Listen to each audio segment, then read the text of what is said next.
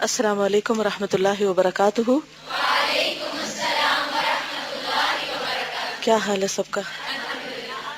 الحمد للہ، نحمده ونصلی علی رسولہ الکریم، اما بعد فاعوذ باللہ من الشیطان الرجیم، بسم اللہ الرحمن الرحیم، رب اشرح لی صدری ویسر لی امری واحلل عقدۃ من لسانی یفقہوا قولی۔ توبہ سے انحراف کا کیا مطلب ہے؟ منہ موڑنا، کنارہ کشی کرنا۔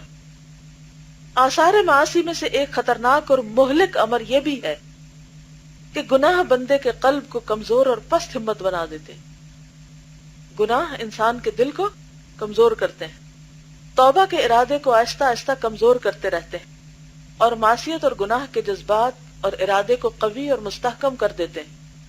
نتیجتاً بندے سے توبہ اور انابت کی توفیق بتدریج مفقود ہو جاتی ہے اور شدہ شدہ اس کے قلب سے توبہ اور انابت کا مقصد اور ارادہ کلیتاً ختم ہو جاتا ہے۔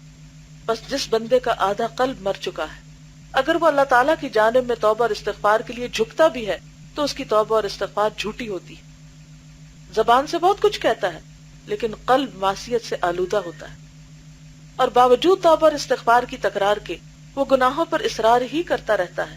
اس کا عزم و ارادہ گناہوں کے موقعوں کی تلاش میں رہتا ہے، اور حقیقتاً یہ انسان کے لیے ایک شدید مرض ہے اور ہلاکت سے قریب تر ہونے کی حالت ہے۔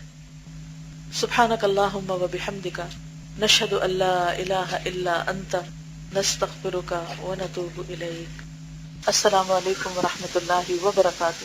وعلیکم السلام ورحمۃ